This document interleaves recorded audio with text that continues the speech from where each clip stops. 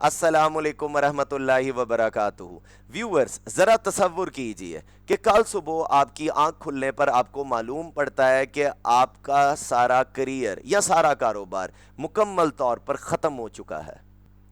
اب چند ہی دنوں بعد آپ کی صحت بھی خراب ہونا شروع ہو گئی ہے۔ یوں آہستہ آہستہ کر کے آپ کی ساری جمع پونجی یعنی سیونگز بھی ختم ہو رہی ہیں۔ اب آپ کو اپنا مستقبل غیر یقینی نظر آ رہا ہے۔ انہی حالات میں سال پہ سال بیت رہے ہیں، آپ کی اب صحت مزید بگڑ رہی ہے، آپ کی ماہانہ آمدن بالکل ختم ہو چکی ہے کیونکہ آپ کا سارا کریئر یا سارا کاروبار بالکل ختم ہو چکا ہے۔ اب آہستہ آہستہ کر کے آپ کے عزیز و اقارب، آپ کے پیارے، آپ کے دوست احباب بھی آپ سے کنارہ کر رہے ہیں یا وہ واقعی میں کنارہ کر چکے ہیں، کیونکہ اب آپ سے تو ان کو کوئی مطلب اور کوئی کام نہیں ہے، بلکہ آپ اب ان کے محتاج بن چکے ہیں کہ آپ کو ان سے ماہانہ آمدن چاہیے اپنی زندگی گزارنے کے لیے، یا آپ کو ان کی ضرورت ہے کہ وہ آپ کی دیکھ بھال کر سکیں۔ تو ان حالات میں ذرا تصور کیجئے آپ کی ذہنی حالت کیسی ہوگی؟ کیا واقعی آپ خود کو مایوسی اور ڈپریشن سے محفوظ رکھ سکیں گے؟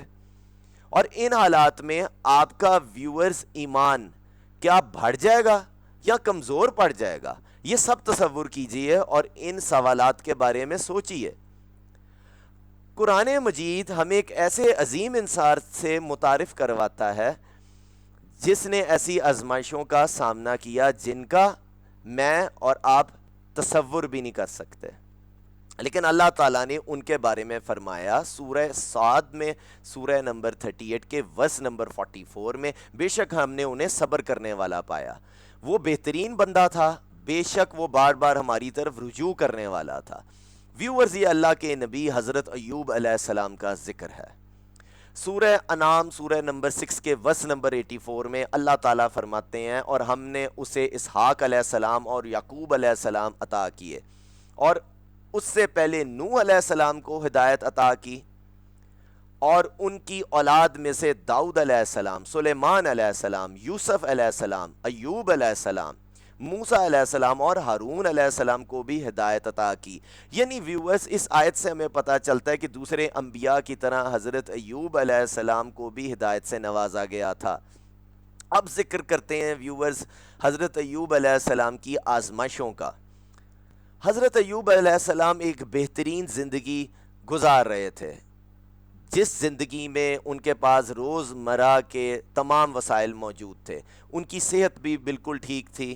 یوں وقت گزر رہا تھا کہ ایوب علیہ السلام کا مال و دولت آہستہ آہستہ ختم ہونے لگا، ان کی زمینیں، مویشی، خادم اور تمام مالی وسائل ایک ایک کر کے ان سے چھن گئے، یہاں تک کہ وہ بظاہر ہر دنیاوی نعمت سے محروم ہو گئے۔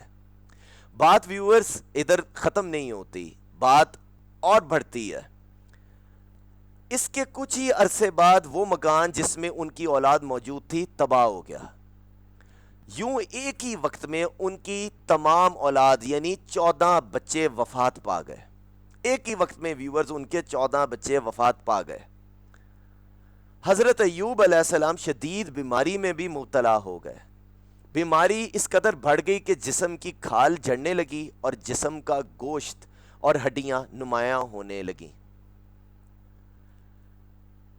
اس شدید بیماری کے باوجود بھی ویورز ان کے جسم میں 2 اعضاء اپنی ذمہ داری ادا کر رہے تھے، دل اور زبان۔ دل اللہ تعالیٰ کی محبت اور ایمان سے لبریز رہا، اور زبان مسلسل اللہ تعالیٰ کی حمد و تسبیح کرتی رہی، یعنی آپ علیہ السلام نے اللہ تعالیٰ کا ذکر نہیں چھوڑا۔ ویورز، لوگ جو یہ سب دیکھ رہے تھے، جو حضرت ایوب علیہ السلام کی زندگی سے واقف تھے، ان کی خوشحال زندگی سے، اور اب وہ ان کی بیماری دیکھ رہے تھے، ان کے یہ سرکمسٹانسز، یہ حالات دیکھ رہے تھے، وہ یہ کہنے لگے اگر حضرت ایوب علیہ السلام واقعی نیک انسان ہوتے تو اللہ تعالیٰ ان پر ایسی مصیبت کیوں نازل کرتا؟ یوں آہستہ آہستہ لوگوں نے ان سے کنارہ کشی اختیار کر لی، ان کے رشتہ دار، دوست اور وہ تمام لوگ جو کبھی ان سے محبت اور احترام کرتے تھے انہیں چھوڑ گئے۔ صرف ان کی وفادار اور صابر زوجہ ان کے ساتھ رہیں۔ حضرت ایوب علیہ السلام نے کئی برس بیماری، تنگ دستی اور بے سرو سامانی میں گزارے ویورز. نہ مال باقی رہا، نہ آمدنی، نہ اولاد، نہ معاشرتی مقام. آخر کار بے بسی کے عالم میں انہوں نے اللہ تعالیٰ کی بارگاہ میں دعا کی. اس بات کا ویورز ذکر ہے سورہ الانبیاء سورہ نمبر 21 کے ورس نمبر 83 میں.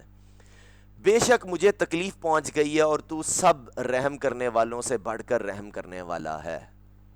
یہ حضرت ایوب علیہ السلام نے دعا کی. اس کا ریفرنس میں دوبارہ کوٹ کر رہا ہوں، سورہ الانبیاء سورہ نمبر 21 کا ورس نمبر 83. اس دعا کا ویورز ہم تجزیہ کرتے ہیں. لیٹس اینالائز دس دعا. حضرت ایوب علیہ السلام نے یہ نہیں کہا یا اللہ میرے ساتھ ہی ایسا کیوں ہوا ہے.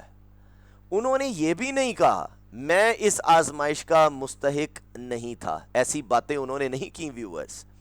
انہوں نے اللہ تعالیٰ سے کوئی شکوہ نہیں کیا اور نہ ہی اس کی تقدیر پر اعتراض کیا، یعنی اللہ کی کرنی پر، اللہ کے فیصلے پر انہوں نے کوئی اعتراض نہیں کیا، بلکہ ان کی دعا میں 3 انتہائی خوبصورت پہلو موجود ہیں جو میں آپ کے ساتھ شیئر کرتا ہوں. پہلے پہ اپنی تکلیف کا اعتراف کیا انہوں نے صرف اتنا عرض کیا مجھے تکلیف پہنچ گئی ہے.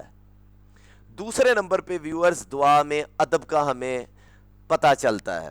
انہوں نے یہ نہیں کہا مجھے فوراً شفا دے دے، ایسی انہوں نے کوئی بات نہیں کی، بلکہ نہایت ادب کے ساتھ اپنی حالت اللہ تعالیٰ کے سامنے پیش کر دی. یہ ہمیں دعا کے آداب بھی سکھاتا ہے. اللہ کی رحمت پر نظر ہمیں اس آیت سے پتہ چلتا ہے کہ کیسے حضرت ایوب علیہ السلام نے اللہ تعالیٰ کی رحمت سے امید رکھی، اس پہ نظر رکھی. انہوں نے اپنی توجہ مصیبت پر نہیں رکھی بلکہ اللہ تعالیٰ کی رحمت پر رکھی. نفسیاتی اعتبار سے ویورز اگر میں آپ سے بات کروں تو انسان کی توجہ بے بسی سے امید کی طرف منتقل کر دیتا ہے. یعنی کہ یہ آیت جو میں نے ابھی کوٹ کی ہے، جو کہ حضرت ایوب علیہ السلام کی دعا تھی، بے شک مجھے تکلیف پہنچ گئی ہے اور تو سب رحم کرنے والوں سے بڑھ کر رحم کرنے والا ہے. اس میں دیکھیں کس طرح آپ علیہ السلام نے اپنی توجہات مصیبت سے رحمت کی طرف جو ہے وہ شفٹ کر دی. تو میں نے یہی بات آپ سے شیئر کی ہے کہ نفسیاتی اعتبار سے اگر اس بات کو دیکھیں تو بے بسی سے نکل کر انہوں نے اپنا فوکس شفٹ کر دیا امید کی طرف، یعنی رجا کی طرف. سورہ صاد سورہ نمبر 38 کے ورس نمبر 41 میں حضرت ایوب علیہ السلام کی دعا کچھ ایسے بیان ہوئی ہے: بے شک شیطان نے مجھے سخت تکلیف اور عذاب پہنچایا ہے. اللہ تعالیٰ نے فوراً ان کی دعا قبول فرمائی اور فرمایا. اس بات کا ذکر ہے سورۃ صاد کے ورسز 42 اور 43 میں. یہ میں بتا چکا ہوں سورہ صاد قرآن کی سورت نمبر 38 ہے. میں اب ذکر کر رہا ہوں اس کے ورسز 42 اور 43 کہ اللہ تعالیٰ نے حضرت ایوب علیہ السلام کی دعا قبول فرمائی اور آپ کو جواب دیا کہ اپنا پاؤں زمین پر مارو، یہ نہانے کے لیے ٹھنڈا چشمہ ہے اور پینے کے لیے بھی، اور ہم نے انہیں ان کے اہل و عیال واپس عطا کیے بلکہ اتنے ہی اور بھی عطا کیے. یہ ہماری خاص رحمت تھی اور عقل والوں کے لیے نصیحت ہے. یعنی حضرت ایوب علیہ السلام کی دعا قبول ہوئی. اللہ تعالیٰ نے یہ حکم دیا جو میں نے آپ کے ساتھ شیئر کیا ہے، اور جو آپ علیہ السلام کھو چکے تھے، جو ختم ہو چکا تھا، وہ اللہ تعالیٰ نے لوٹا دیا، ان کو پھر سے عطا کر دیا، پھر سے اپنا فضل فرما دیا. سبحان اللہ. سورہ الانبیاء سورہ نمبر 21 کے ورس نمبر 84 میں اللہ تعالیٰ فرماتے ہیں پس ہم نے ان کی دعا قبول کی، ان کی تکلیف دور کر دی، ان کے اہل و عیال انہیں واپس عطا کیے اور اپنی رحمت سے اتنے ہی مزید عطا کیے. یہ ہمارے عبادت گزار بندوں کے لیے ایک عظیم نصیحت ہے. سورہ صاد سورہ نمبر 38 کے ورس نمبر 44 میں اللہ تعالیٰ فرماتے ہیں، اس بات کا ذکر میں پہلے کر چکا ہوں، اب میں دوبارہ ذکر کر رہا ہوں کہ اللہ تعالیٰ کیا فرماتے ہیں حضرت ایوب علیہ السلام کے بارے میں. بے شک ہم نے انہیں صبر کرنے والا پایا، وہ بہترین بندہ تھا، بے شک وہ بار بار ہماری طرف رجوع کرنے والا تھا. ہمیں حضرت ایوب علیہ السلام کی زندگی سے کیا سبق ملتا ہے ویورز؟ حضرت ایوب علیہ السلام کی زندگی صبر، ثابت قدمی اور اللہ تعالیٰ پر کامل اعتماد کی عظیم مثال ہے۔ جب زندگی میں ہر چیز اچھی ہو تو اللہ کا شکر ادا کرنا نسبتاً ویورز بہت آسان ہوتا ہے، لیکن اصل امتحان اس وقت ہوتا ہے جب ہر طرف مشکلات ہوں۔ حضرت ایوب علیہ السلام کا ایمان شدید ترین آزمائشوں میں بھی لڑکھڑایا نہیں۔ اس واقعے سے ہمیں اور بھی اسباق ملتے ہیں، 4 اسباق ملتے ہیں۔ نمبر 1، ثابت قدمی اور ذہنی مضبوطی یعنی ریزیلینس۔ مشکل حالات میں ٹوٹنے کی بجائے ثابت قدم رہنا چاہیے۔ رجا، اللہ تعالیٰ سے امید رکھنی چاہیے، کبھی بھی اللہ تعالیٰ کی رحمت سے مایوس نہیں ہونا چاہیے۔ نمبر 3، توکل، تمام اسباب اختیار کرنے کے بعد مکمل بھروسہ صرف اللہ تعالیٰ پر رکھنا چاہیے۔